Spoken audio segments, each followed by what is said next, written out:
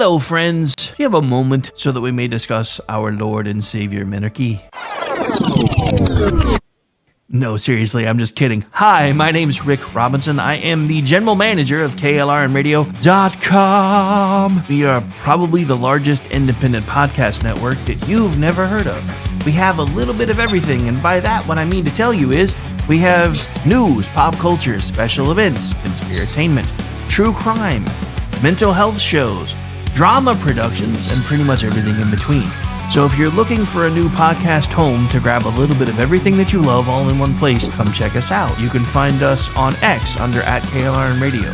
You can find us on our Rumble and our YouTube channels under the same names. You can also find us at KLRNradio.com and pretty much every podcast catcher known to man. So again, feel free to come check us out anytime you like at KLRNradio.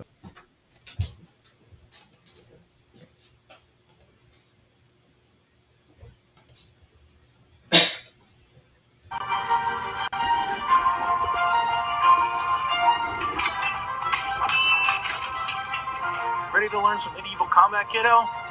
You bet, Dad. Let's do this.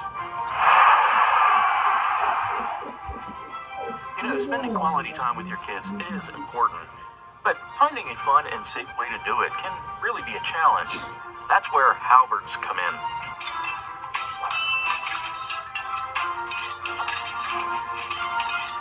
Halberds are the perfect way to bond with your kid while teaching them about history and physical fitness. Plus, they're a blast to play with. So next time you're looking for some family fun activity, grab a halberd and get ready to make some memories. Come on, Dad. Round 2. Halberds, bringing families together one medieval battle at a time. This commercial brought to you by the KLRNradio.com ad council.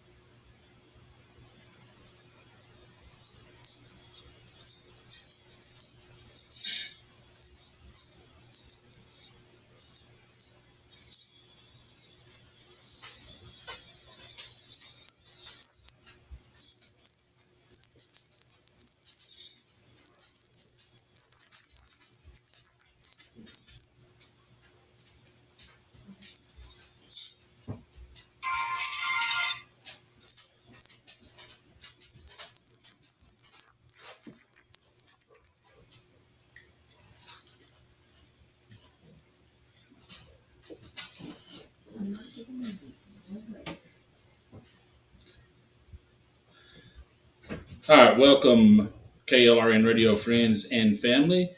This is Front Porch Forensics on another nice cold Saturday night. We're inside the house tonight, so on the porch again. The wind is howling out there, so we decided we would move it indoors, which is not uncommon this time of the year.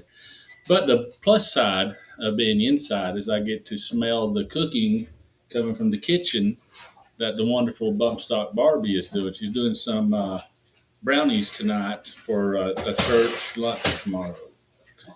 So if you hear her in the background, that's what she's doing. Done. I just pulled them out. I'm coming to sit down now. She is on her way now. She says she just finished. So that's good. They have to cool off before we can cut them. So she'll be joining us right here. We have the dog walking around again. You can hear his toenails are clicking. Dogs with hardwood, you know how that goes. How about, do you want to come up here, bud? Come on. So tonight, Over here. Again, like I said, I'm Bumperstock Ken, your co-host, and here joining us now is co-host number 2, Mr. Miko, and over there is your hostess with the mostest, the one and only Bumperstock Barbie. I'm trying to get settled. Yep. You have to get up. For the NFL fans out there on the big screen is the Buffalo Bills and Denver Broncos. It is tied 30-30 in overtime right now, and it's been a pretty good game. It's not my Bears, but I'm trying not to jinx them, so I haven't been talking about them all season. But Can I have this? if you're interested in NFL, that's what's happening. Okay. So, anyways, we're not about NFL tonight. We are about getting back to Front Porch Forensics and what we enjoy doing the most, which is crime-related shows. Tonight we're doing one. This is the one about vigilante justice. So far, from a lot of the online messages I've been seeing and people who's talked about it since I posted this morning, the topic, it could be kind of divisive about as far as people go. Yeah, think there's about two them. camps on vigilante justice. Yeah. So we're going to try, or I'm going to try to stay out of either camp, just kind of go along with. But there's, the truth of it at the end of the day is vigilante justice should be frowned upon. It's murder for revenge, basically. It's a profoundly serious subject. Mm-hmm. Individuals who believing the justice system has failed them, their loved ones, in one way or the other, they choose to take retribution and vengeance into their own hands. Mm-hmm. Which, I think there's a line where everybody could understand that, I think. Yeah. At least in theory. At least, yeah, for sure. What's that saying? Is I don't agree with what they did, but I understand why they did it. Right. That kind of thought process. And that's kind of where I stand too with it is immediately. That's my first take on it is I don't understand. I don't necessarily agree with what you did, but I understand why you did it. Right. We would absolutely, especially, we're going to cover like 3 cases. I think you selected 3 of them for us to talk about. 3 of the main ones. Yeah. Yeah, we're gonna go in depth on those, and I think the first one that you and I could not only understand the reasoning, but we could even put ourselves in that situation. Yeah. The whole nation did, really. Yeah. When this happened. That's the case of Gary Plausch, and I don't know if I'm saying his last name correctly. That's how I've always said it. Yeah. Then Marianne Bachmeier in Germany and Jason Vukovic in Alaska. Yeah. These stories actually involve parents and survivors that are driven by these unimaginably traumatic things that have happened to them and their family. And it drove them to acts of lethal violence that we've seen. And it is worth noting, like our purposes here, especially on just for our end, more educational and political.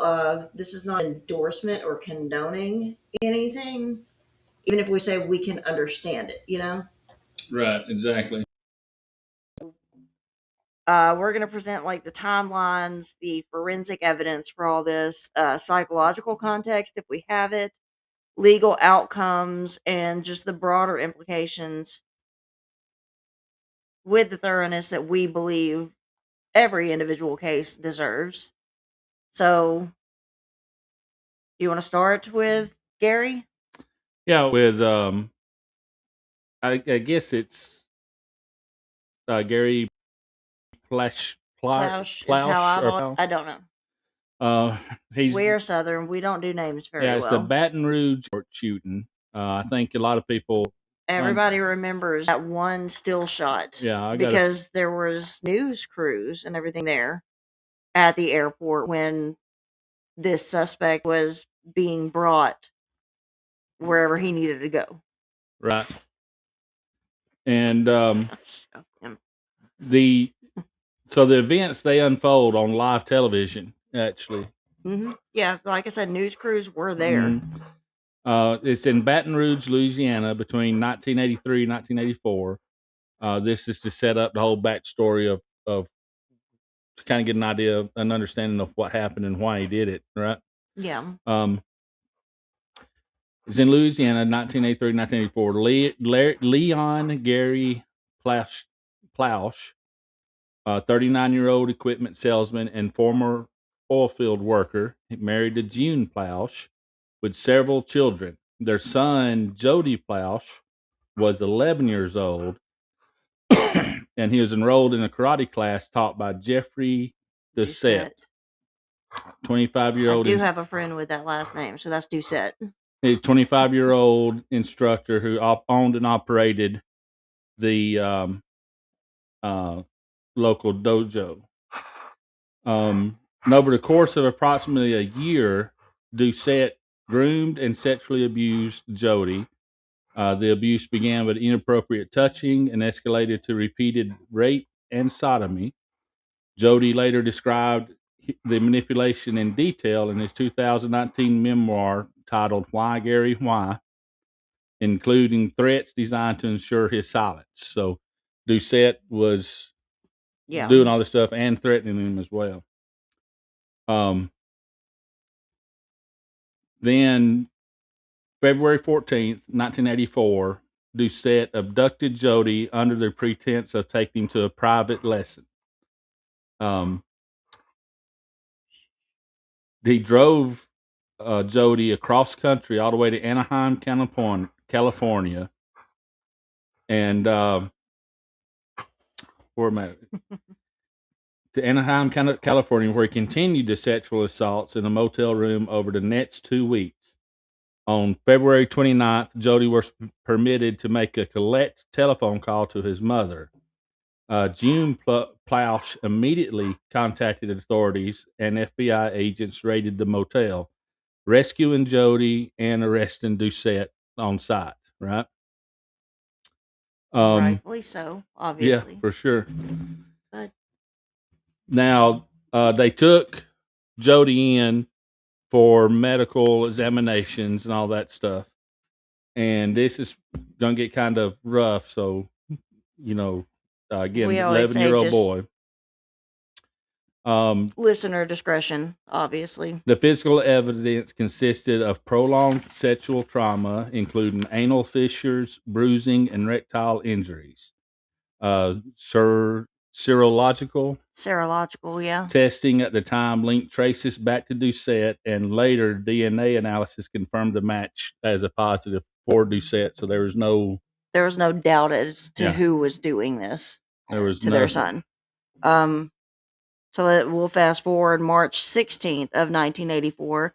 Doucette was being extradited back to Louisiana for the trial. As he was escorted through Baton Rouge Metropolitan Airport in handcuffs and flanked by deputies, and everybody knows this image. This image is like canon in U.S. lore, basically.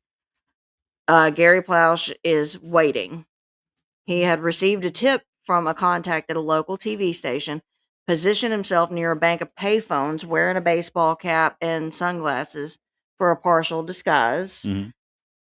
And as Doucette passed by him just a few feet away, I mean, very, very close, Plausch now drew a concealed .38 caliber revolver, one of what they call the snub-nose revolvers, and he fired a single shot into the right side of Doucette's head, which obviously, just behind the ear, killed him on contact. I mean, you don't really recover from that.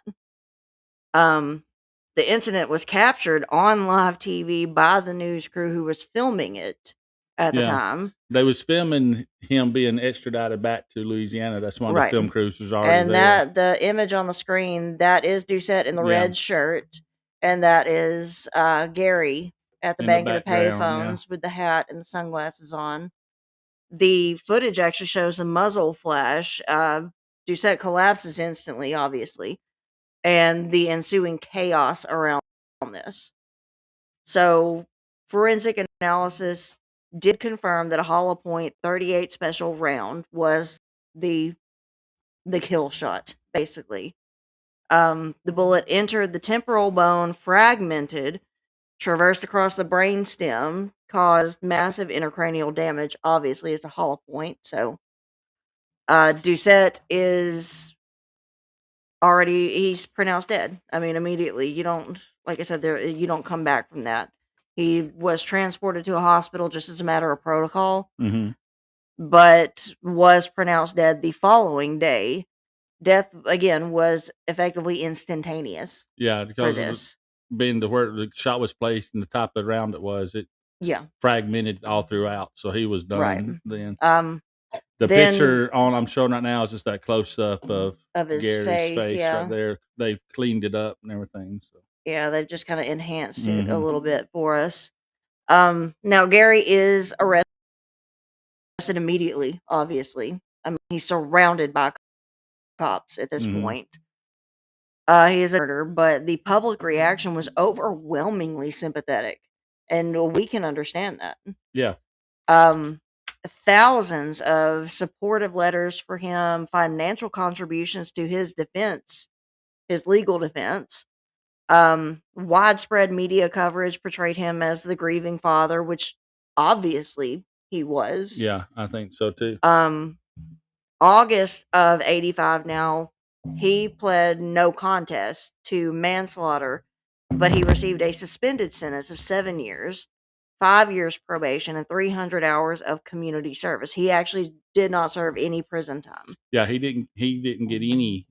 I mean, he was charged, but everything was Basically almost like time served type time stuff. served type stuff. And Yeah. So he had done he never saw inside of a prison. No. Now it was sad. He suffered a series of strokes beginning in about 2011. He passed away in 2014 at the age of 68. Right. Jody, the victim, has since become an advocate for survivors of childhood sexual abuse, which is amazing because most times, like, you don't want to talk about stuff like that. You know, you don't want to say, "Yes, I was the victim of something like this." It's so awful. It's so traumatic, especially at that young age. But yeah, he became an advocate. Interviews as recent as 2025, he expressed understanding of his dad's actions, but he also did caution against vigilantism. Yeah, he's speaking out against it. Well, I don't know necessarily against it, but he's But say you've got more updated chat. Mine is still showing like nothing on my phone. The chat doesn't seem to work, so okay. I'm gonna switch over to Facebook and see if we got any comments there. Yeah, I mean he speaks out against strict legal accountability and the vigilante killing and all that, like you said. So it's good that he is being so vocal about it. Like you said, a lot of times, especially when it's childhood related, they get so quiet about it, you know. Well, and rightly so. I mean, can you imagine being that age and that kind of stuff happening to you? Like, there's a lot of shame that goes into this. Right.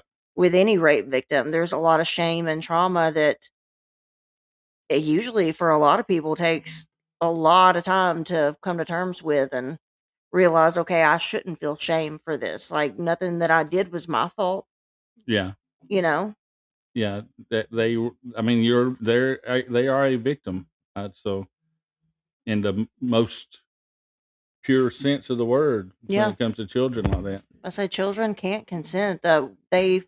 Children trust the grown-ups in their lives to like be the ones to protect them. Yeah. And when that is so drastically violated like this, they don't know how to process that. Yeah, and in such a, like you said, a violent way too. In the most intimate of ways. I mean, you talked about his injuries, and I think especially for male victims, there's more shame that entails. So him becoming an advocate, like as an adult and everything, I would assume that he got some pretty good help for all this Oh yeah, growing up. So I read something earlier where they was talking about it, and um, before he was writing all these, before he wrote his book and everything, that he was seeing therapists and all right. that pretty heavily, So he was getting help for sure, which again you would have to. Yeah. Um, I mean, the clarity of the evidence captured on video, the extraordinary leniency in sentencing, um, all that was driven by Public public. sympathy. Yeah. That actually is probably still to this day one of the most widely known cases Hmm. of the public sympathy and outcry and everything actually outriding or outweighing, Yeah. overriding the strict legal Hmm. accountability. Yeah. It absolutely had to have had a. Because in any other case, that's murder one. It would have absolutely had to have an impact on that ruling for that Yeah, judge. It was just. It wasn't a jury type thing. It was just a judge's ruling, right? I think so. I mean, he pled guilty, so I don't think they ever went to like public trial. You know, Right. yeah, he did. He let's see where to go. He pleaded. Yeah, he pled no contest to manslaughter. Yeah. So Well, they had. I think the original uh, arrest was for second degree murder, mhm. Yeah, and then I'm sure the pled no contest to manslaughter was they were probably secondary charges that was there. probably the deal that he was part of the deal that he cut to get suspended sentences and everything. A lot of times for cases like this, you're going to get like the main charge of second degree murder. Then Yeah. there are going to be lesser charges usually added on. So it Hmm. was probably like one of those things because the public outcry was so great. They're like, look, if you just maybe plead guilty to manslaughter, we'll work with you. Right. So he pled guilty to a lesser charge, which, probably when they did first arrest him and everything, there was the main one and then those lesser charges Mhm. added on to it. And like I said, they suspended all. They sentenced him, but it was a suspended sentence, so he'd never done any actual inside. Yeah, no. Other than I'm sure when they arrested him, they held him Of course, for all yeah. that, but they didn't. He didn't do no prison time. No. And I'm of the camp that was the right call. Yeah, I'm not. I mean, in that situation, um, I'm with you on that one. I think Like I'm I not said, mad at that one. we're both parents. Like you know me, I always put myself in the position of whoever it is we're talking about, or at least their victims or something. Right. There will be no in memoriam for this because we're not going to memorialize the people who ended up being victims of No. vigilante justice. Because in my mind, okay, you can understand it. It was kind of deserved. We get it. Yep. So these are not like innocent victims like we usually try to memorialize in our show. So no, there won't be an in memoriam for this one. No, I don't think so either. I didn't plan for one anyways. No, not at all. But yeah, definitely the most widely recognized examples is the Gary Plausch.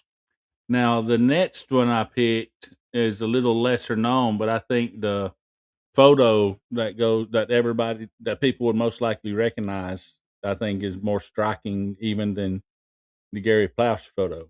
Yeah, you've got that one. That's Marianne Bachmeyer. Yep. I assume that's how we say her name. Again, if we butcher names, guys, we're sorry. We're very, very Southern, so I'm trying to like read them and figure out how they would be pronounced, I think. Yeah, I would think this one is she's known as the Revenge Mom, Marianne maybe Bachmeyer from Lubach, Germany. Yeah. So I guess we'll head overseas to. Yeah, we're I'm gonna gonna say move to. Lubach. I don't know. I say Lubeck because Lubeck. there's the E there. Well, okay, Lubeck, West Germany, 1980 to 1981. Yeah, Marianne, she's 30 years old, single mother. She worked as a barmaid, which, I mean, I've got some experience there too. And I want to point out real quick on the screen, you can see a picture of her obviously recently, and then in the black and whites, you see her there. That's the courtroom, and that's the blood there on the ground. Yeah, this shooting was inside the courtroom. Yeah. When this was going on. I mean, talk about brazen, but I mean, again, this is one you may not condone it, but you can understand it. Mm-hmm. So yeah, it involved her daughter Anna Bachmeyer, who was only 7 years old at the time. So we're scaling down about 4 years from our previous victim in that story, because he was 11. We said, yeah, 11. Yeah, so 7-year-old girl. On May 5th of 1980, Anna skipped school and visited the home of a neighbor, Klaus Grabowski, who was a 35-year-old butcher with a prior conviction for sexual offenses against children. So is this Germany or a blue state here in the United States? West Germany for this one, but it does sound like it, doesn't it? Yeah, already known for sexual offenses against children, prior convictions for it. Like, they know exactly who this dude is. Grabowski had been chemically castrated while incarcerated, but had secretly undergone hormone treatment to reverse the effects. Now, I thought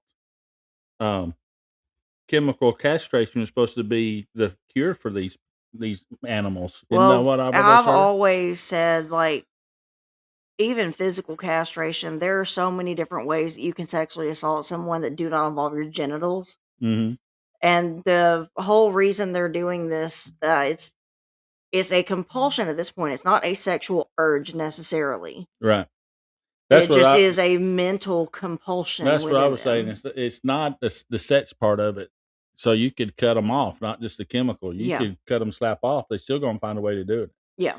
Because it's not about the sex. No. That's just whatever is driving this. And it's usually childhood sexual abuse in their own past, too. Mm-hmm. Hurt people, you know? Right. And especially when you get them like that young and you hurt them in that way, that's the only way they kind of know to be, almost, for some of them. I mean, we've covered a bunch that had childhood sexual abuse in their own past, like, mm-hmm. and that's just kind of the way their brains adjusted to the world. So it becomes now an actual mental issue rather than a sexual impulse. Right. So and I want to make a point here. What Mr. Brass here in chat is mentioning, said, I've said before that every seemingly justified vigilante justice, there is unjustified ones, like with race vigilante mobs, or what do we call them, like the lynch mobs and stuff. Yeah, we're gonna touch on a lot of that, the mob mentality. We're gonna definitely hit that towards the end, yeah, for sure. But I just wanted to let Brass know that I see you, and we will be getting to that too. But yeah, chemical castration is just basically hormone therapy. Mm-hmm. I mean, we see that now, like with the transgender issues and getting children, like the puberty blockers are effective chemical castration for these kids. It's the same medicines. Yes, it absolutely is. So we do see this happening, but he secretly underwent hormone therapy again to reverse it, just the opposite direction. Now Grabowski held Anna for several hours. He sexually assaulted her and then strangled her with a pair of pantyhose to prevent her from reporting the crime. On her talking, basically. Right. So he held her he kidnapped her, held her, did what he wanted to do with her, and then he murdered her. 7 years old. He wrapped the body, disposed of it in a canal, and it was discovered that same night. Autopsy findings actually included the ligature furrows on her neck, petechial hemorrhaging in the eyes, which is just when those tiny blood vessels burst, and so you get that red look in them. Right. There was vaginal trauma for her, and there was semen that was found to be consistent with his blood type. And I hate talking about stuff 11 years old and kids. I mean, Y'all know kids get me. yeah, 7. Any age group is bad enough, but when you start talking about like Little kids, 7 like, years old and stuff like that's that, a second grader. yeah. I mean, the kid stuff bothers me, so it's hard Mhm. to talk about. He confessed shortly after he was arrested, but claimed during interrogation and later in court that Anna had attempted to blackmail him, which everybody pretty much thought was a fabricated claim. Like, he just made it up. Right. His trial actually began March 2nd of 1981 in the Lubeck District Court. On the third day of proceedings, March 6th, Marianne, the mother, she was seated in the public gallery. Like, people can come to, like, watch court proceedings Yeah. sometimes. She's off in the public gallery, which is usually behind, like, where the defendant and the prosecution and everybody sits. She stood up. She walks towards the defendant's area where he was sitting and fired 8 shots from a .22 caliber Beretta pistol that she smuggled into the courtroom. 7 of those 8 shots struck him in the back, damaging obviously vital organs, including his heart and lungs. He died just about immediately on the courtroom floor. Yeah. I mean, that many hits, Even from a .22, I mean, yeah. yeah, I watch Forensic Files like to go to sleep too because that man's voice is very soothing to me, Mhm. and you'd be amazed at how often just a small caliber 22 is used in murders. I read somewhere that the 22 like that is the most common one. Yeah, I mean, if I'm just going based off of all the episodes of Forensic Files I've seen, definitely that's the one that they talk about the most often. So that would make sense. Right. Now, the photos I've been showing, there is no authentic video footage of the shooting itself. There are some still shots. Some widely circulated clips are taken from dramatizations and Yeah, remakes of it and Yeah. all that kind of stuff. the dramatic reenactments that we always see. Now, the contemporary photographs document the aftermath of Bachmeier's arrest, and that's what I was showing there. I say you had her arrest in black and white, and Yeah, then a photo of the floor in the courtroom, exactly. and you see there's a good amount of blood on the floor. Yeah, you can see it. I'll show it again. This I'm pulling up here in the left-hand corner. If you're looking at the screen, all that blood smear there on the floor and all that. And then when they was leading her out of the courtroom there. Right. This next one is the still shot that I think is the most almost widely known one. I don't want to say most popular, but that one. Yeah. yeah, that's her with the pistol there. Yeah. And again, the mom in me absolutely understands this. The ballistics examination confirmed the .22 long rifle ammunition. 6 entry wounds were recovered. Internal damage caused rapid exsanguination. Exsanguination. Yeah, bleeding out. Yeah. Just a $10 word for he bled out. Yeah.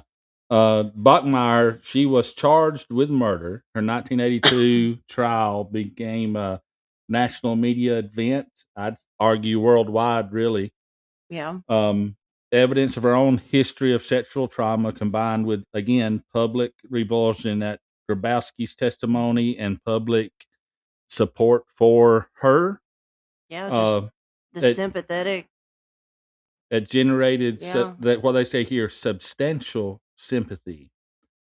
Now, she was convicted of manslaughter and illegal possession of a firearm, sentenced to 6 years, and she was released after only 3.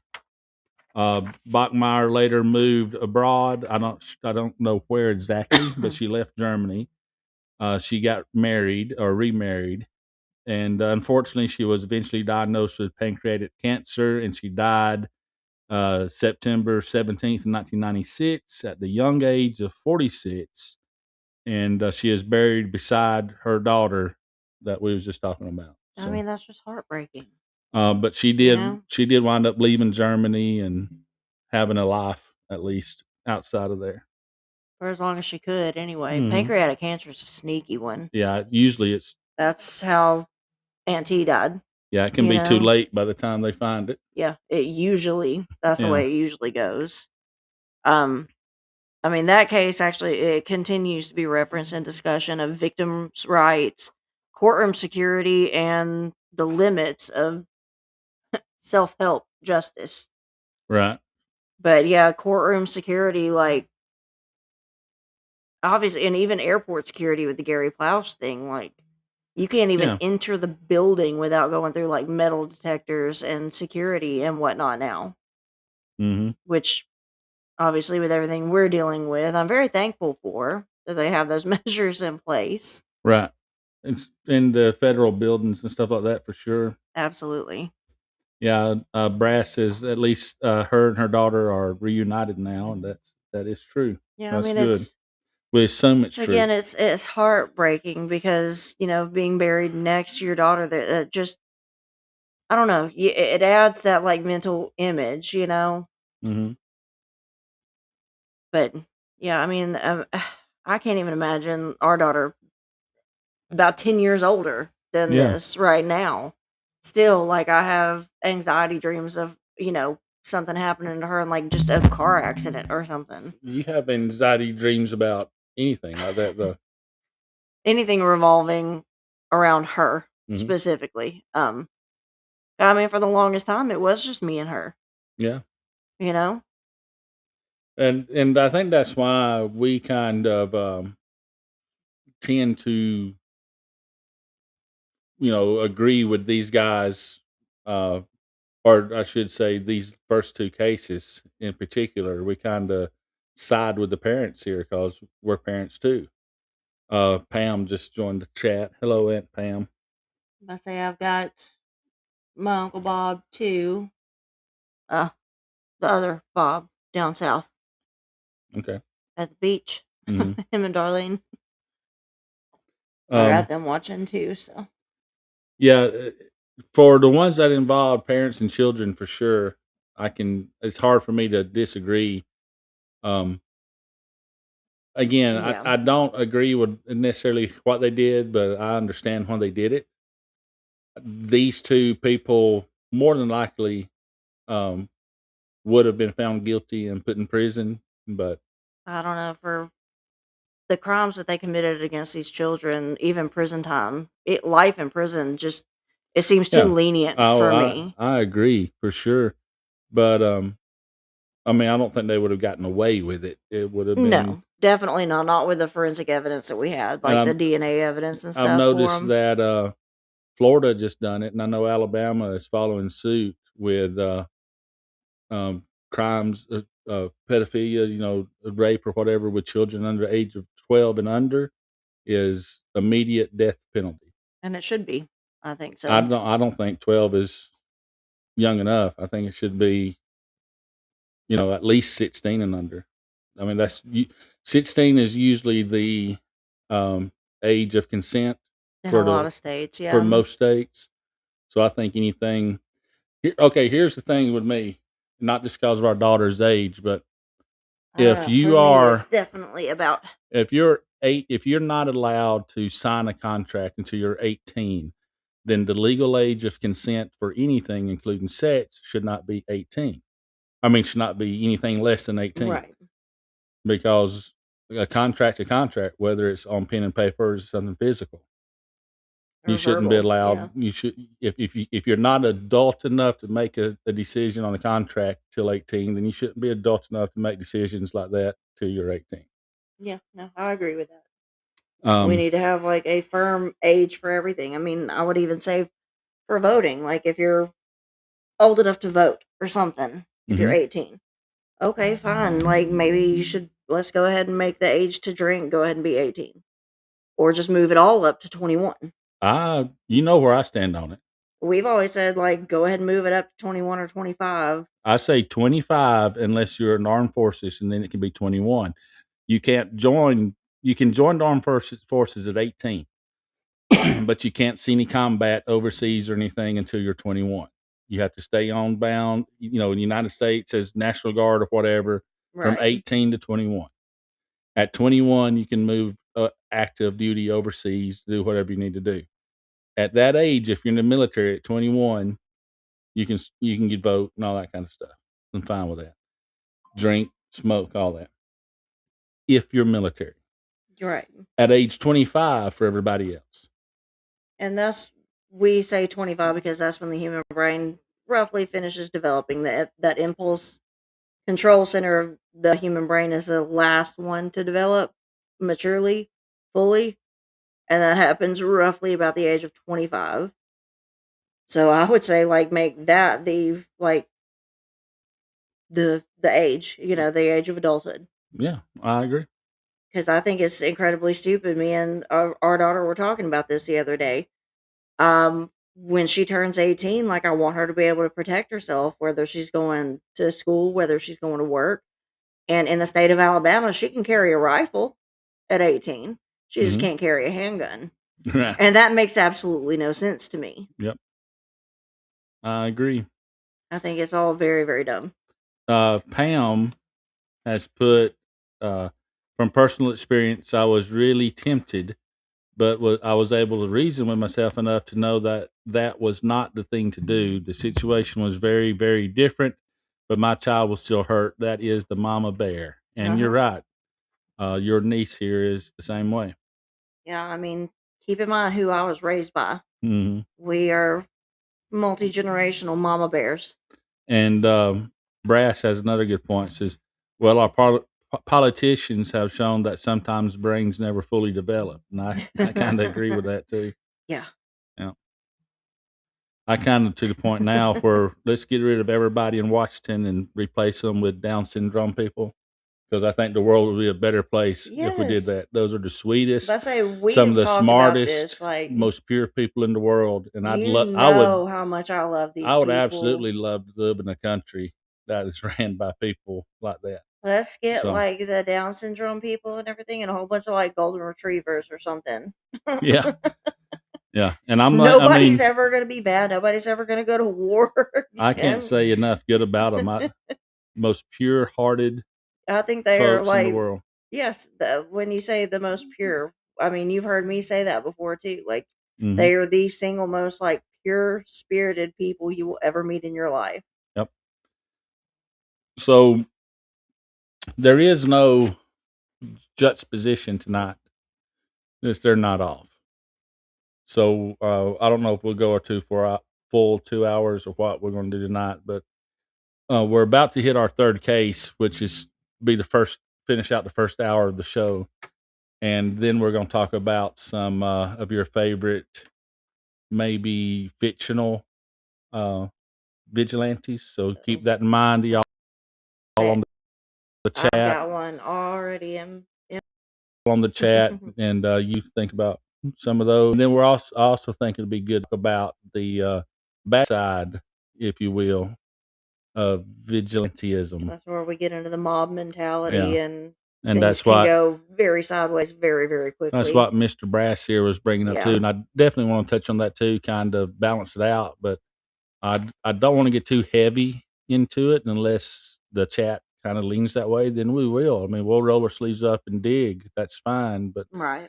I do want to touch on some fictional ones too, because I think that's a pretty big genre across the board in fiction is vigilantism. I got 2 movies that already jump out in my brain. Yeah, you watched one of them last week, I think. Yeah, I did. So both of these that we looked at earlier has been in the 80s. Yeah.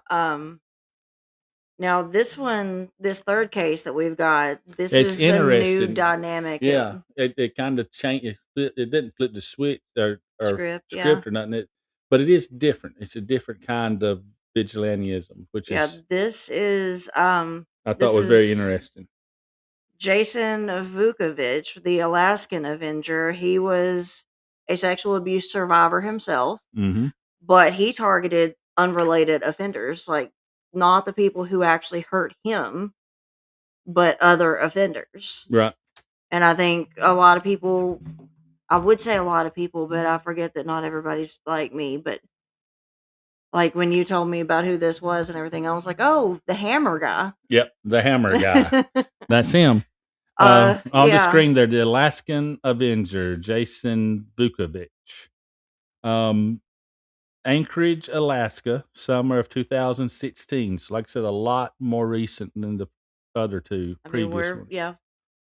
about 10 years later now coming up. Jason Vukovich, then in 2016, was 41 years old. He had endured severe physical and sexual abuse throughout his childhood at the hands of his adoptive father. He ran away at 16, accumulated a criminal record involving theft and assault, and struggled with substance abuse. Which we So do see is common with survivors. we've seen Drugs, that. alcohol, whatever, what have you. Yeah, I don't want to say that's the norm, but it's not out of the ordinary. Yeah, but I say it's not uncommon. No. And as you can see, he's got a couple of tattoos. Just a Yeah. I mean, you'd have to really stare at him to see them, but I'm being facetious. They're everywhere. And If I say just by looking at him, you would think he would be the offender and not the victim. yeah, for You real. know? And in a lot of ways, but I'm not going to say that too loud because the man's still living and he probably can get a hammer. So Hey, we're not like his target people. Like, we're actually good people. yeah, I don't want to go on his bad side at all. But No. yeah, Jason Vukovich. You see it on YouTube later or watching it live now, you saw a picture of him. If not, look it up. It's easy to see. Yeah. He's got the full neck tattoos. He's got tattoo on his eyebrow and on his face. Around his hairline, there's one too. Pretty cool looking dude. Face, actually. neck tattoos. I mean, his hand's more covered than mine there. But kind of a cool looking guy. I'd buy him a drink, hang out with him. So, anyways, we're going into June. So June, summer of 2016, Vukovich gained access to the Alaska's public online sex offender registry. Every state in the U.S., yes, in the has U.S., this. the sex offender registry is publicly available information. Yeah, anybody can go online and find it. I could, you could, anybody watching could. Yeah. It's public. I mean, access. one of us could go online right now and pull it up for our state. Mm-hmm. And they show with little red dots usually. And it looks like your computer has chicken pox. But you got to be careful because a lot of times, just because they are on the registry doesn't mean that it was sex crimes against children. Right. It was just they were a sex offender in some way. In some way. I mean, there's a wide in the law. Yeah, there's a wide range to that definition there.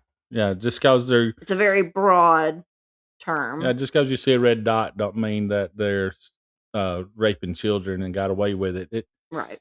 There's a wide range of it. So I'm not suggesting you go this route. the Jason Vukovich route, even though I understand why it would be tempting. So he gets on the public online sex offender registry for Alaska and selects 3 registered individuals as targets. He referred to himself in notes left at the scenes as the, quote, avenging angel, acting on behalf of victims, including his younger self. Mm-hmm. So June 24th of 2016, he entered the home of Charles Albee, a 68-year-old man. He struck him repeatedly with the hammer, causing skull fractures and facial injuries, and then he stole some items, reportedly. Right. June 25th, Andreas Barbosa, age 25, was attacked in a similar fashion, sustaining also cracked ribs and a collapsed lung. So he got some body shots in on Andy here. And June 29th, Wesley Dummerist, age 67, suffered the most severe injuries of the 3 with orbital fractures. Which is the eye sockets, basically. Yeah, intracranial bleeding, and was hospitalized in critical condition for an extended period of time. Then Vukovich surrendered to the police on July 1st, providing a notebook listing additional intended targets. Yeah, he had a hit list, essentially. it doesn't say here, or it may say later on in the um, information we got printed out. But I believe his brother. Um, was kind of an accessory for some of Well, I think these. his Or, brother also talked him into go ahead and turning himself in too. But yeah. yeah, But I do think the brother was somewhat involved because when I said the hammer guy, when you were talking yeah, about these, I even mentioned, I was like, his brother was involved too because his brother was also abused yeah. by the same adoptive father. Brass said there should be a state false accuser registry as well, and I agree with that. You see a lot of times, especially when it comes to like celebrities and stuff, people being accused of sexual assault or rape or whatever, and it turned out not to be true, and they Right. get cleared of the things. I think the people that happened to some high school kids Yeah. a That few spent years like what ago, 35 years in prison. I Wasn't it? think the Or people who make those false accusations should first off have to pay. Um, legal fees or no, what's something the or word that they always want to do? restitution. Reparations. Restitution would be Yeah, the legal, I think, term they really should for not only that. should have to pay that, but they should have to go to jail for the exact same amount of time that That the the accused would have had to go was to. that was sentenced Either to. they were sentenced to, or they would have been sentenced to. They should. I say I've heard cases. There was one, I think it was several years ago, I think, but this man had spent like 35 years in Mm-hmm, prison for a rape that he didn't commit, but it was just because the girl's father got mad or something when he found out, and it snowballed from there. And mm-hmm. that man spent nearly 40 years of his life in Yep. jail for Pam, something he didn't do. Pam agrees. It is restitution.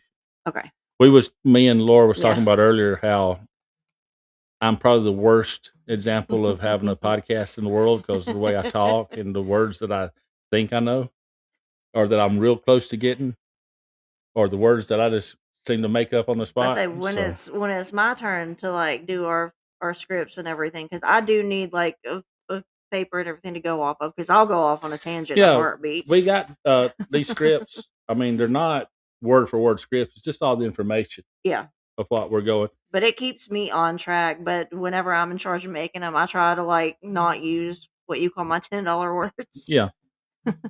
Yeah, it keeps me I need it for the $10 words because I don't intracranial. I would have never said intracranial bleeding ever. You would have just said a brain bleed. But that's what it said it Yeah. was. So I want to make sure that's It's how I just wrote it down. inside the cranium, inside the skull. Like that's where the bleeding is occurring. Is all that means. Pam on the chat says that she agreed. It says agreed. I'm hoping she agreed that on the state that there should be a state false accuser registry and Oh not yeah. agreed that I shouldn't be running a podcast because I can't talk. But knowing Pam, it's probably both. So she'll be a fun one to have on the show one night. Yeah, I need to, because she's got some stories too that she's told me over the years. So that'd be a lot of fun. Mm-hmm. But like even Mama, she's got one where well, she's got a couple of them. Like one was a cousin who was convicted of murder and everything because he ended up telling the fire department where to find the body. Right. But there was another one, like she went out on a date with a guy that kind of gave her the heebie-jeebies, and apparently he was arrested for multiple murder later on. So Mama would be a fun one to have on too. She just doesn't want to be on camera. It would be a fun night. But yeah, we have these what we call the scripts and everything, and it's mainly just to keep me on track because I'll do like this and go off on a tangent. Yeah, it's to keep us on to keep time it out to make sure we get everything we want to get talked about. You are correct on the registry. Yep. To kind of keep us flowing in the right way so we don't get too far out. Maybe one day when you get that 2 or 3 girls on a tangent thing going.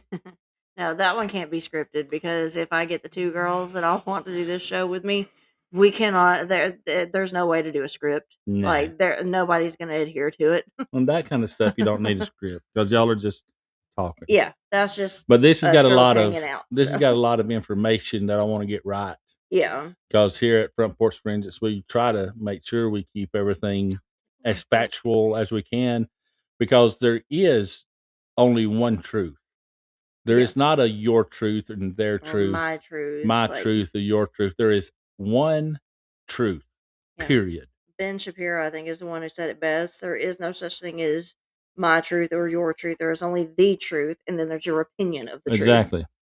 So I think that perfectly encapsulates that concept. But yeah, I mean, and like you said, just for the basic facts here, the medical and forensic evidence on this one, the Hammer murders, it's the forensic evidence is extensive on this case. We've got CT scans documenting hammer pattern contusions, bone fragments, subdural hematomas, which again just kind of bleeding, DNA from blood on Vukovic's clothing and tools linked him conclusively to the scenes. So the victim's bloods were all on his clothes, on the weapons he used, everything. Psychiatric evaluation diagnosed a complex post traumatic stress disorder with dissociative features during the attacks, which means probably during the attacks, he may have gone into like a blackout or a fugue state and probably could not consciously recall anything that happened while he was doing it. Mm-hmm. And again, the post traumatic stress disorder, his what they said was a comprehensive like disorder.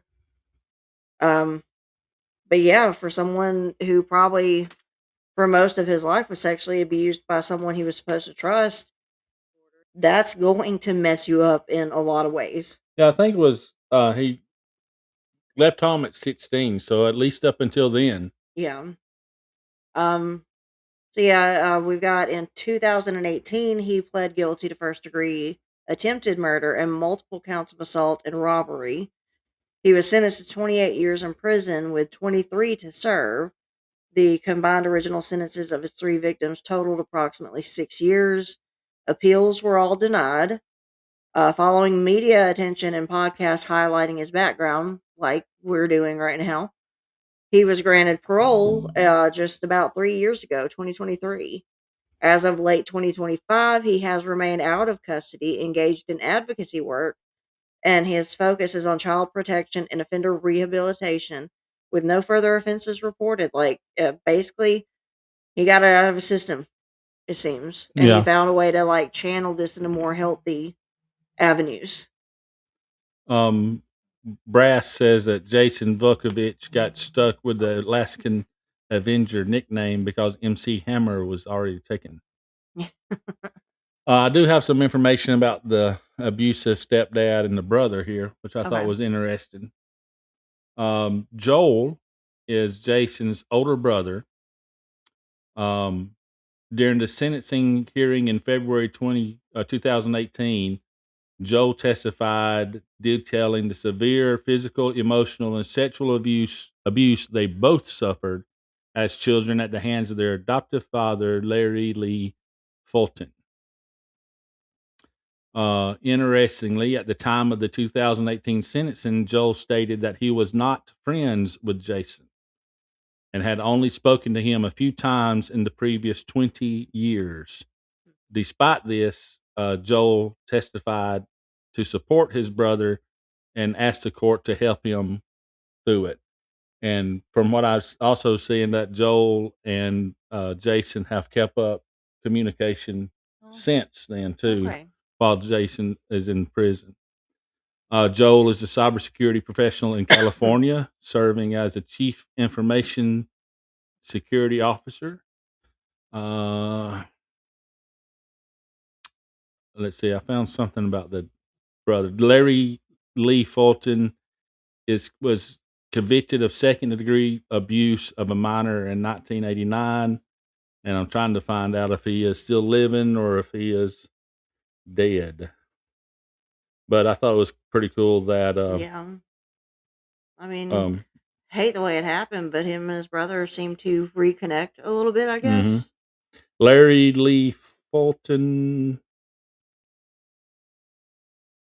Yeah, unlike the other two cases that we talked about, Vukovic actions, they lacked that immediate emotional trigger. Like this was obviously not the person who hurt him, but years later, as an adult and everything, all of that trauma and everything came out against other people. So again, that immediate emotional trigger of, this man hurt my child. Right.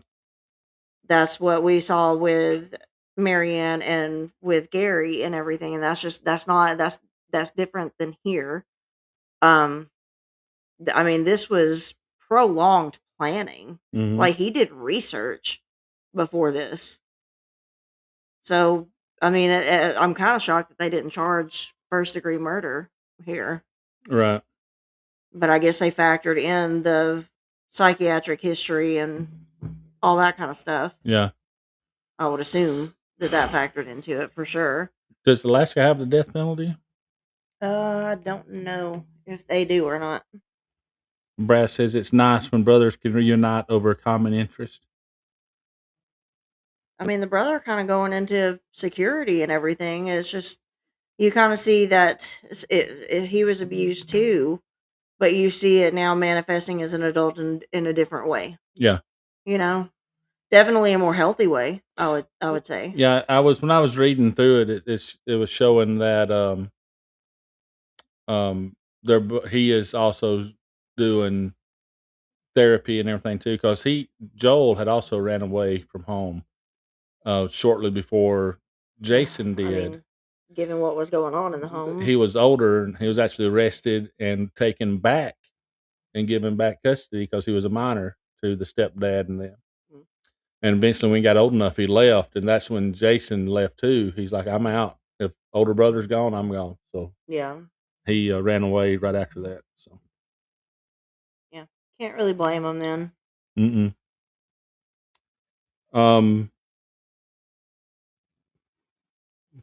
Let's see. We're at 8:00 now, so we're an hour in. We've covered the three main ones. Yeah, and across those three, you get this profound trauma because it happens in childhood. It happens in at least two of the cases by someone you were kind of supposed to trust. At least in the first case with Gary Plouse, that was an instructor.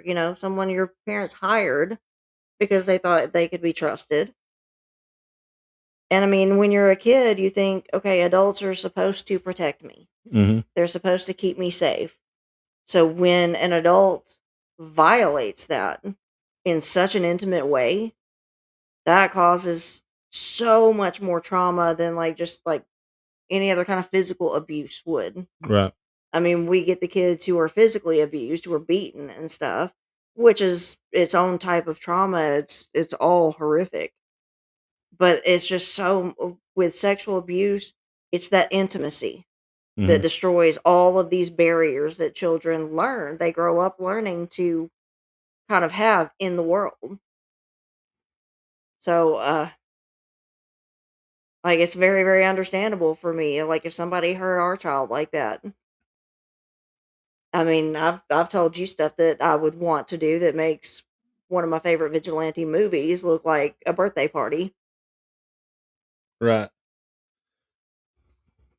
Well, I mean, if you want to go, we can go ahead and talk about the fictional side too, if you want to, because the two movies that came to mind was The Punisher, for one, and then Law Abiding Citizen is probably one of my favorite Gerard Butler movies, because a home invasion and everything. His young daughter is there.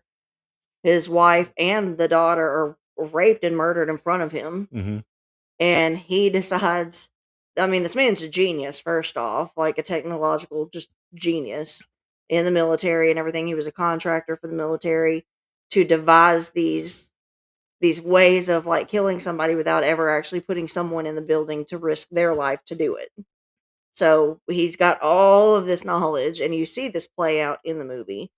But Darby is the first one who was the one who saw the daughter standing there and everything. And he was, I think, the main one. He was kind of the ringleader. And this man, takes him to this abandoned building and everything and just goes to town. And again, what I would do if somebody targeted our daughter would make that look like a birthday party. Yeah, it's extremely violent movie. Yeah. For and sure. like I said, the lead character, he winds up using his skill set to extract the right word, the deal out revenge on the ones that Yeah. he knew were uh, guilty, and he also And knew it's that they were. because the prosecutor in the case and everything was saying that he couldn't have won the case if they pushed it like as far as Gerard Butler's character wanted to. So they had to go with like plea deals and everything. So he Mhm. thought justice was not carried out Yeah. properly.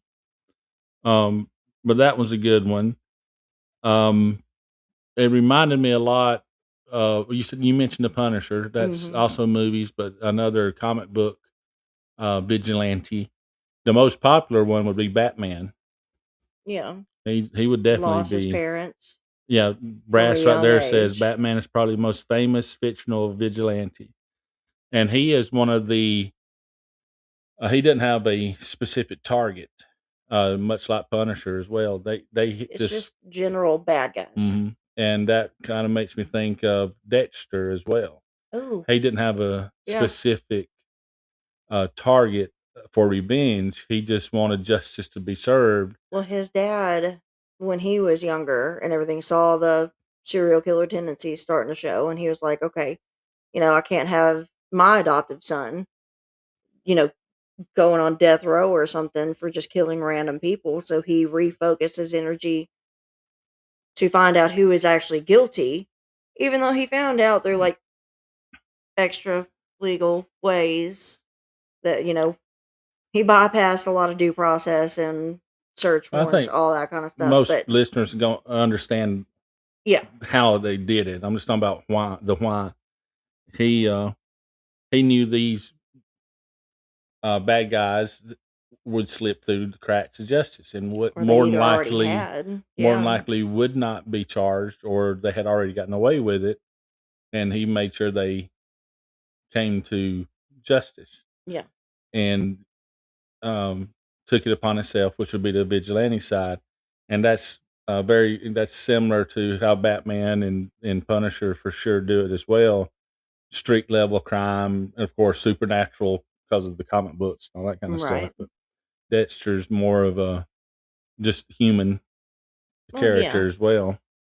And I think of course, his dad, Harry, was a cop and everything, so taught him how to go about stuff like this Hmm. and not get caught, because that was rule number one: don't get caught. And one of my favorites vigilante ones is I can't think of the character's name, but it's Charles Bronson in the Death Wish movies. To me, that's the main ones that really kicked off the vigilante justice type. Vengeance movies, yeah. Yeah, um, those are some classics. Again, very very violent, and Brutal. Yeah. it's got a lot to similarity with the um, one with Gerard Butler. Law abiding citizen, Yeah, yeah. the catalyst that kicked him off is very Hmm. similar. Yeah, I mean, a lot But of those movies kind of center around losing family in very violent ways. mhm. So, I guess the Crow would also be a vigilante yeah. character. But say he and his girlfriend were murdered, Yeah, and he came back to avenge her because the people he selected were the ones involved in that. right. Yeah, I think The Crow would qualify as a vengeance movie. Yeah. See if the chat's got any more thoughts on them. I think Dexter nowadays would probably be the most popular one, Yeah, for sure. other than comic book characters.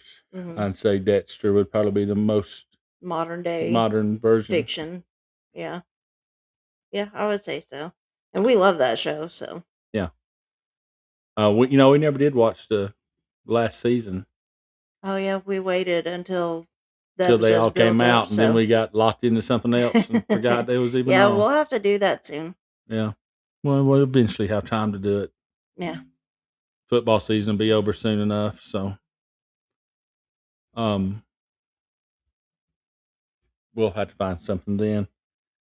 What other ones do you think of, dear? Those are the only ones that really come to mind for me as far as fictional stuff. All right. How Would it about be what is that show, The Tiny Tyrant Loves Death Note? Would that count? That anime one? no, because those are just innocents. Oh, okay. Now, John Q, Oh, well, that's not really a vigilante. I mean, he takes uh, justice into his own it hands. would be a vigilante thing, but like he did his best not to actually kill anybody. Right. The only person he was going to kill was himself at the end Mm-hmm. to save his son. John Q would count as a vigilante one, but there's just no murder in it. Yep. Paul Kersey is the Death Wish character played by Charles Bronson. Yeah, I'm just looking at some of the other ones I had picked out. Batman and Punisher, all those have already been talked about. Somebody said V from Vendetta. Oh yeah, I guess that would work, wouldn't it? it's been forever since I've seen that one, but political injustice would be more, I think, Mm-hmm. the motivation for that one. So, I mean, yeah, it counts, I would say. Right.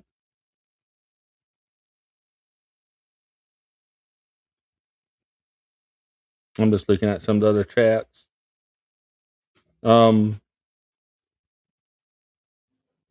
You have to be easy if you're going to get up here, bud. The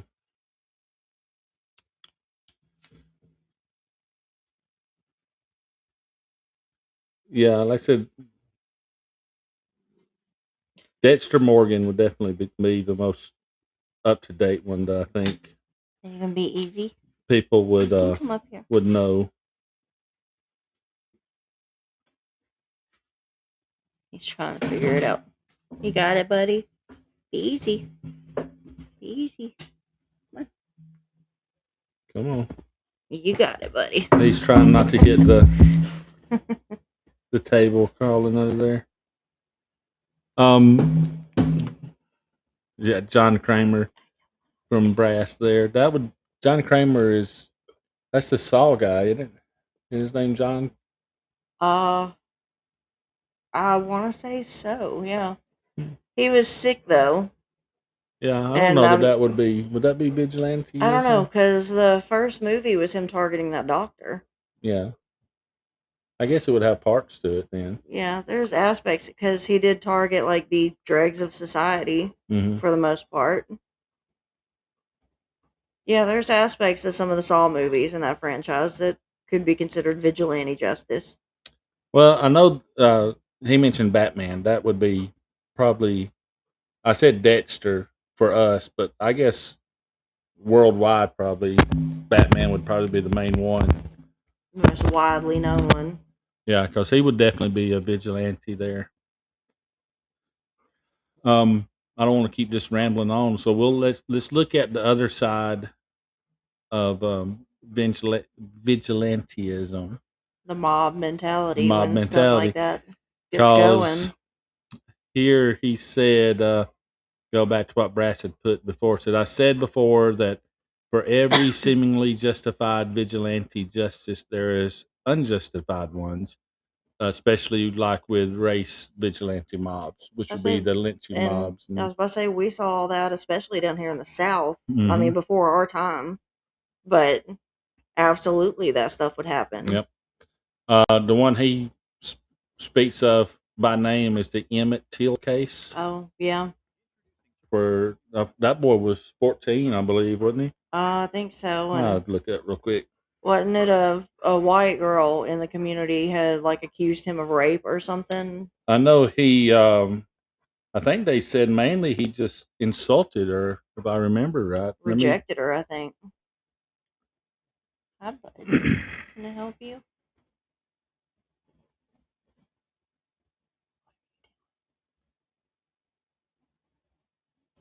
Emmett Till from the FBI.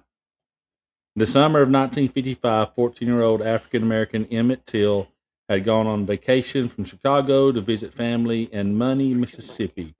He was shopping at a store owned by Roy and Carolyn Bryant, and someone said he possibly whistled at Miss Bryant, a white That's what it woman. was. Yeah. At some point around August 28th, he was kidnapped, beaten, and shot in the head.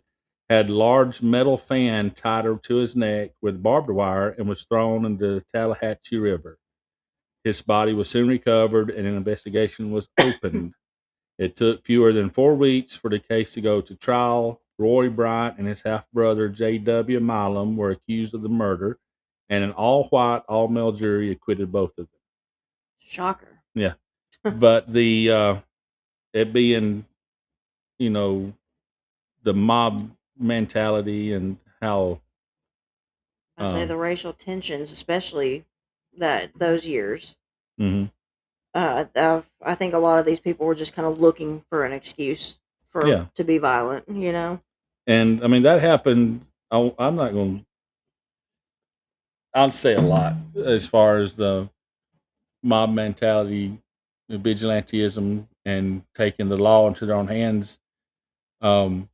Most the lynchings and the things in the South going on at that time are the most commonly referred to ones of it happening. It did happen across the nation, but those are the ones that got rightfully so, got the most national attention. coverage because of what they, what was motivating those lynchings and that mob mentality. So he abandoned me. And like I said, I don't want to say vigilantism is good in any rights at any time for any reason. That shouldn't happen. But I understand why it does. It bypasses due process. Mm-hmm. I mean, it violates so many other rights. And yes, we absolutely understand that the cases tonight, these other people have massively violated somebody else's right. In 2 of the cases we covered, they were children. Mm-hmm. So yes, it's absolutely understandable. And I think that their sentencing being so light is justified in that. Because, I mean, you have to take into account why they did what they did. Yeah. And it's because their children were targeted. In one case, the child was even murdered afterwards. Mm-hmm. Well, yeah, like I said, it's easy to say yes, that you'll agree with and it's okay. But even under those circumstances, it's not okay. Vigilante justice is never okay. Even if the system fails, it's still not okay. I understand it and I understand why it happens. I mean, I think, like I said, I've talked about, if something like that ever happened to the Tiny Tyrant, like me and you have, or I've told you all the things that I would like to do to a person like that. But I do believe that I would turn myself in immediately afterwards. What would you do, Miko? Huh? What would you do to them? Lick them to death? Apparently so. But yeah, it's hard. It's one like I said earlier. Truth is at the end of truth is all that matters. But it's hard not to get into the gray areas on this one. Yeah. Morally speaking, I'm still going to say morally, no matter what, it's still wrong and you shouldn't do it ever. But I don't know. There's that part of me thinking, especially for Marianne, 7-year-old daughter, like horribly sexually assaulted and then murdered right afterwards, so she couldn't report it. In my mind, like what she did right there was morally justified. Yeah. And I mean, maybe I am wrong, and maybe I'll have to answer for that one day to God, but I'll at least be able to stand before him, hold my head up high, and said I did what I had to do for my daughter. Yeah. I mean, well, I'm not like gonna say, especially Christian wise and everything, that it's right, buddy. The Bible's pretty clear on that as far as still murder. Yeah. Well, I don't know. For God, murder is a shedding of innocent blood. Since they're not innocent, would that actually It's not our place to do so unless it is legally sanctioned? protecting our own bodies. Not if she was protecting her child beforehand, Like during the yeah, attack or something? but afterwards it's still. Yeah. Now, is that forgivable? Sure, absolutely. Oh, well, yeah, just about every sin is forgivable. I mean, Yeah, absolutely. There is no, what is it the Catholics say? Oh, that's a mortal sin. No, it's not. yeah, the mortal sins or the venial sins or something, I No, think, no. which are the lesser sins. The Sin is only sin to God. unforgivable sin is blasphemy of the Holy Spirit. That's it. Not blasphemy in general, not murder, not anything else. It's just blasphemy of the Holy Spirit. That's just rejecting God's grace, is what that boils down to. You can't have that sin of rejecting his forgiveness and expect to be forgiven for it. It doesn't work that way. To me, So- I think of that more as what the Pharisees did. They saw his miracles, they knew who he was, and they still rejected him anyway. Yeah, that would play into it. That's the way I've always heard it taught. I don't know. There's so many different schools of thought, with all the different denominations. So, Mr. Brass says, I thought the sentencing of the two was fair as it communicated vigilantism is wrong, but also was fair to the trauma that they felt. And I think that is when their sentencing come into, yeah, they they factor brought in that trauma into it. I for think that's sure. what justifies their sentencing. Yeah. So yeah, I mean, I don't mind that they got. I'm not going to say got away with it, but that they didn't do any jail time. I agree with that, Yeah. especially for what was going on in the state of mind they were in. Right. But it still doesn't say that it's okay. It was justified, yeah. It might have been justified, but it's still not okay. To me, again, I go back to I think it was morally justified. It just wasn't legally justified. And that is a distinction there. It's funny how when we get to stuff, especially involving kids, that I become the legalist and you become the one that yeah is emotional, but you're a woman. I'm the one that I would, if it happened to our daughter, you're going to see me worldwide headlines. Well, it's cause women, they feed off emotion, and you do too. I do. Absolutely, I do. And you have a lot of time to think about these things while you're in the kitchen by the stove where you belong. Your mind just plays up all these things, and then you get inside your feels, and then they just kind of vomit out uncontrollably. Okay, but that actually is kind of a fair representation, especially since I have an anxiety disorder. Mm-hmm. So yeah, when I'm doing stuff, like my mind does tend to wander, and with anxiety, like I play out my fears and everything and how I'd react in certain situations. Well, I knew this morning that you were going to take more of because that's why I got in the mindset of being, all right, I got to be the legalist tonight, especially because earlier this morning while I was drinking my coffee and you was mopping the floor, you was talking about how terrible it was that these little kids had to suffer and that you were happy that the bad guys got killed. And I was thinking as you got my refill for me that, she's going to be emotional later, so I better have my mind on straight as I normally do. And when you got my slippers before I went outside to look at the sunrise, I thought, yeah, it's going to be a long day. So I had to get into my mindset of being legalized, thinking on the legal terms instead of emotional terms. Sometimes you're lucky you're cute. I'm just talking. I think it's completely believable. You don't even wear slippers. Okay, it's just weird that's like the one thing I fixated on. All the rest is accurate.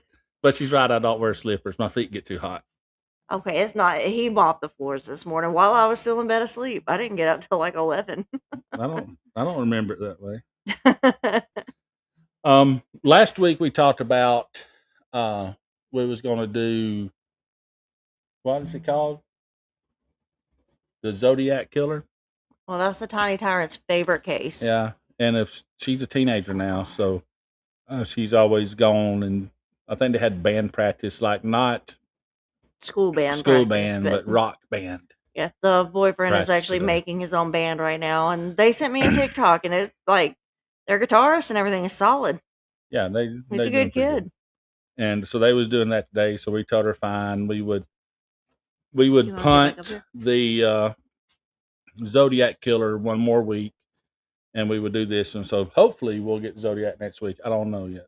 Yeah. Um, That just, again, depends on teenager schedules. So, Yep. But Vigilante Justice was tonight. I'm not going to. I mean, we can sit and talk and just shoot the crap and have a good time, Mhm. but I don't see no reason trying to push it for 2 hours since Juxtaposition is taking the night off. So we'll end here. I mean, we've talked Soon. about the legalistic aspects of it. Again, vigilante justice violates due process among a myriad of other issues. Yeah. But, I mean, again, morally, for the most part, I absolutely get it. Oh, I for sure get it. Yeah. But like I said, on the legal side, it's a no-no. What So are you doing? don't, we're not going to encourage anybody Come on. to take justice into their own hands. So don't do that. That's our official statement. Yeah. But if you do it, I understand. It's okay. I got it. I understand it. So throughout this next, tonight, tomorrow, rest of this week, if you want to go to Front Porch Forensics, FP_forensics on X, FP_forensics. You can find this post, comment up under it. You can talk about other vigilantes that might pop up in your head. Any other thoughts you got? We'll look at it and Yeah. and comment, back and forth with y'all there too. Anytime. Even other just fascinating cases that you enjoy talking about or Mhm. something.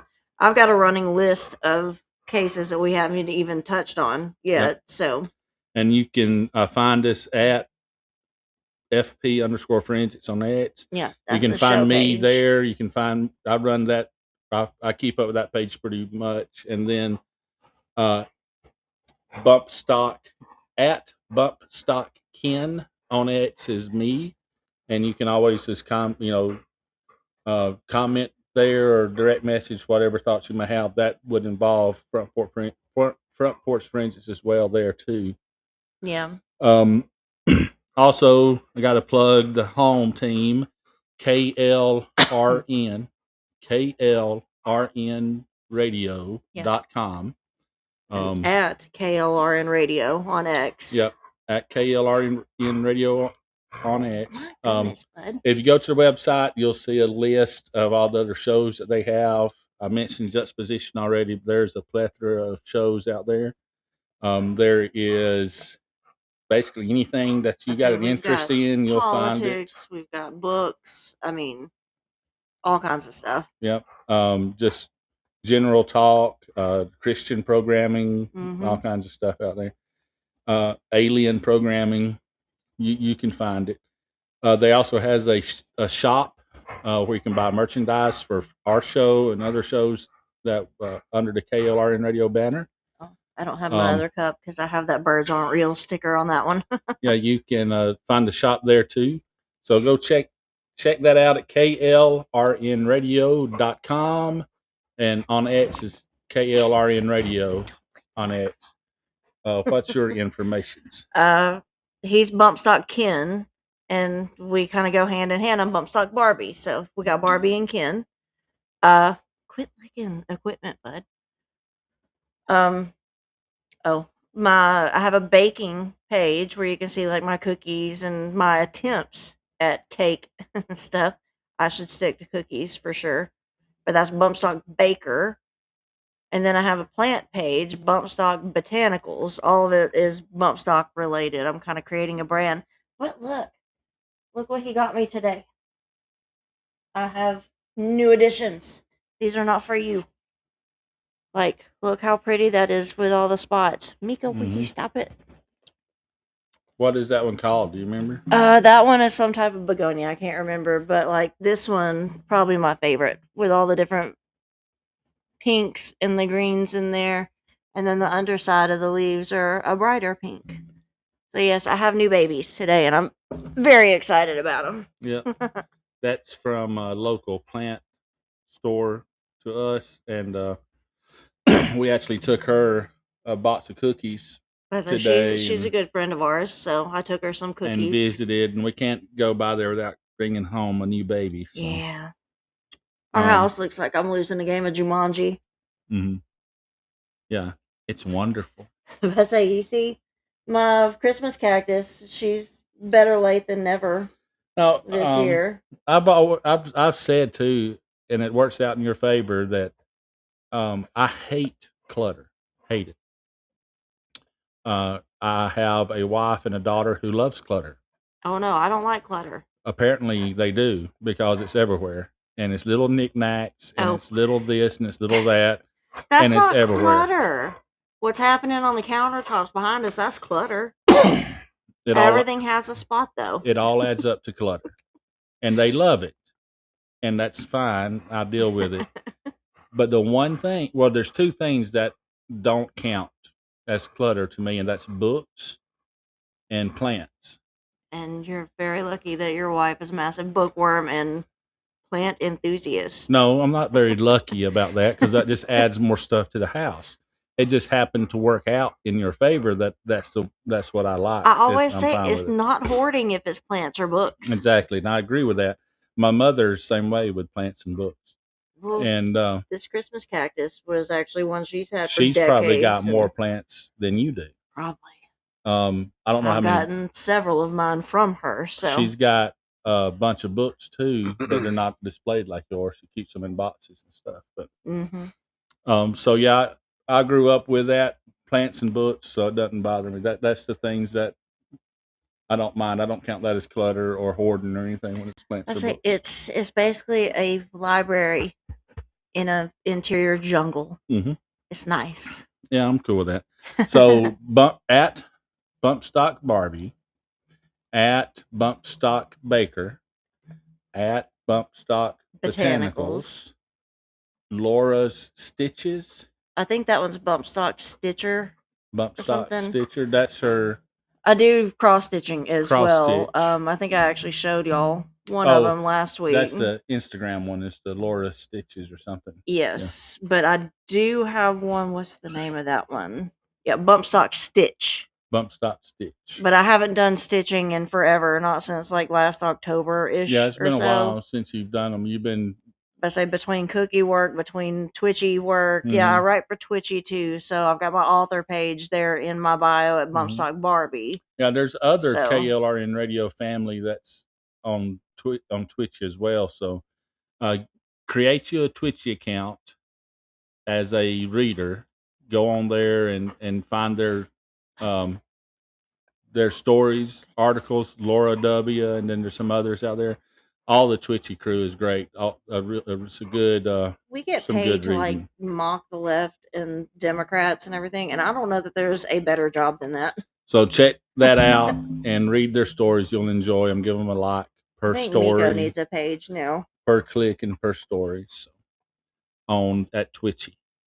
But again, you can find us on X. We already plugged that. And next week, I'm not sure what our story will be, but it's Saturday nights at 7 p.m. Central. We'll roll with that schedule every week until something may change. I don't know, but for the foreseeable future, that's what it'll be. We try to go from 7 to 9 every time, but even with nothing coming on behind us, unless we just sit here and, like you said, shoot the breeze. Yeah, we'll wrap it up. I try to get 2 hours in, but I knew this would be a short one tonight. So I'm actually kind of happy that Juxtaposition's taken off tonight too. So we don't have to lead into them. We can just kind of cover our own time. And I know you mentioned earlier, we do have a big day at church tomorrow. So yep, we got church tomorrow with a eating meeting afterwards. So we'll be busy. That's what he calls fellowship meals afterwards. Meals. It's an eating meeting. Eating meeting, yeah. That's accurate. I think it's a meeting where we're eating, so it's eating meeting. And I really should make the dogs their own pages. Buster's would just post like food or snack or something every day because he's my giant doofus. This one is the doofus as well. No, he's the smartest one. He understands all sorts of words. As they think they have the right. Well, I am Bumpstock Ken, and you are. Bumpstock Barbie. And this is Front Porch Forensics, and we're about to sign off. And we want to remind you, as always, Please don't do anything that would land you as the topic on my show. exactly right. Please don't end up on an episode of Front Porch Forensics. That's right. Y'all be good, and if you can't be good, then be smart about it. Bye.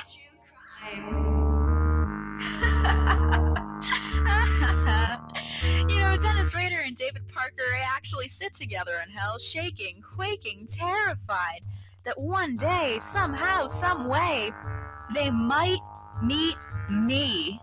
They took our girls away from home. They're in the woods, they're all alone. The ropes are heavy and the knots are tight, tied by a monster and his oblivious wife. Well, I hope this doesn't seem too impolite, but Ted Bundy was just never that fucking bright. He was just sort of charismatic and white, alright? And he was so fucking sure he had the right. But he's ugly, and I'm glad he's dead, cause there was no fucking candle in his pumpkin head. You're not special for winning a game with someone who you know was never playing. She could have killed you.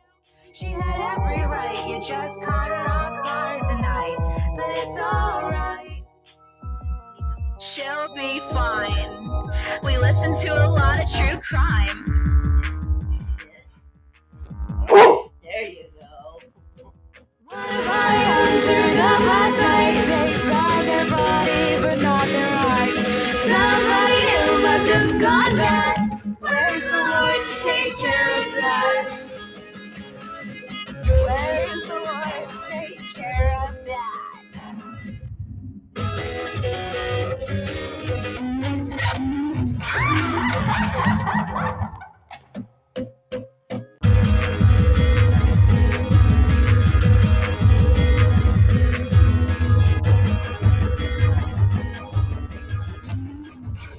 Listen to a lot you cry, and I listen to it at night.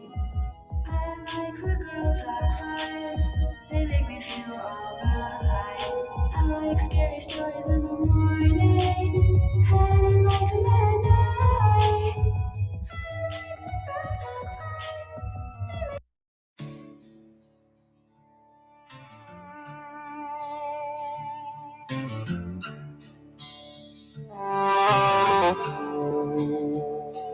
They keep saying we must want civil war,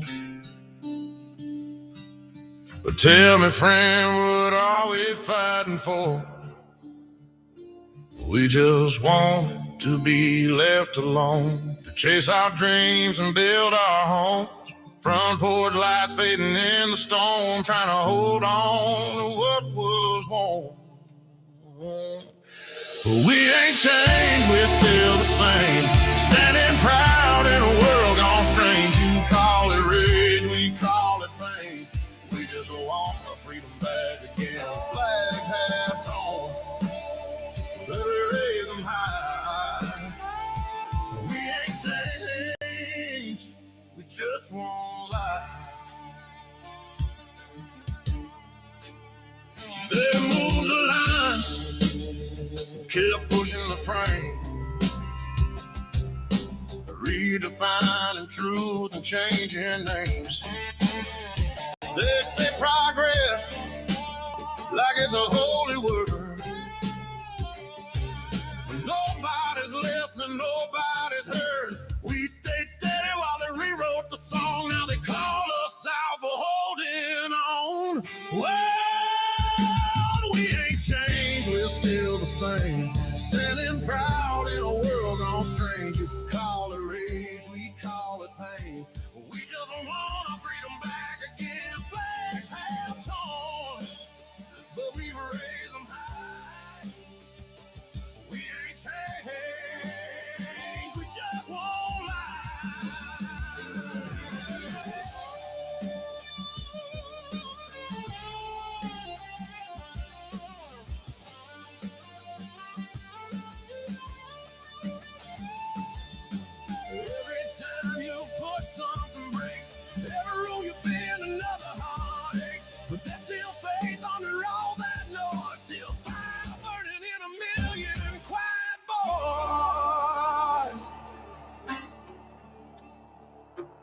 We ain't changed, no, we're still the same. Standing proud in a world gone strange. You call it rage, we call it pain. We just want our freedom back again. Flags have torn, but we raise them high. We ain't changed, we won't die inside.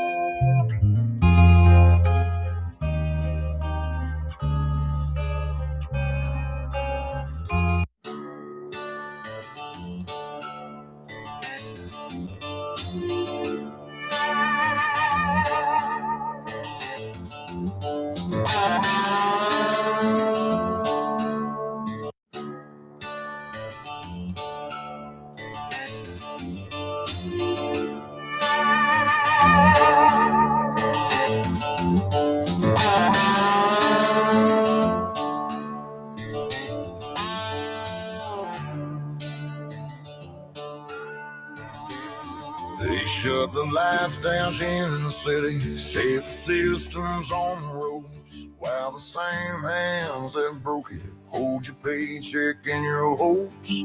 They'll sell your sweat for silver, call your sacrifice relief, but every drop of truth we bleed writes another line of belief. Freedom isn't free, it's carved in blood and fire and stone. It's the price of stand tall when they tell you to kneel and go home. They can lock up every promise, tax the air we breathe, but they'll never chain the hearts of those who still believe. 'Cause freedom isn't free.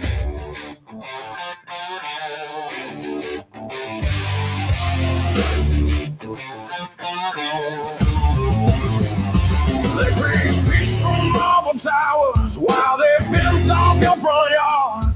They wave a flag made out of rules and call them.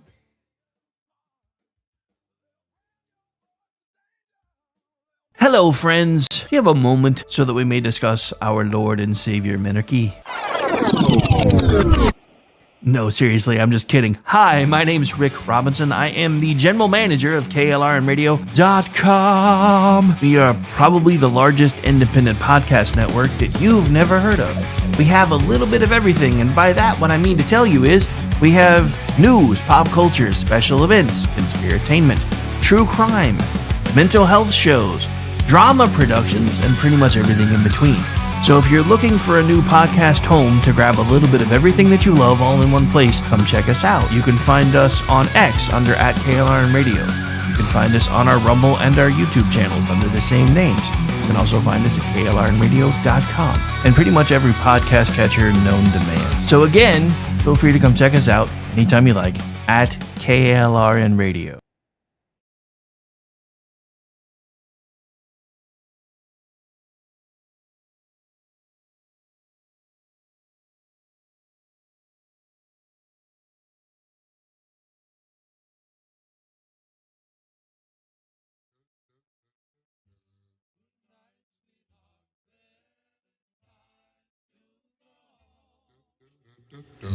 Good night, sweetheart.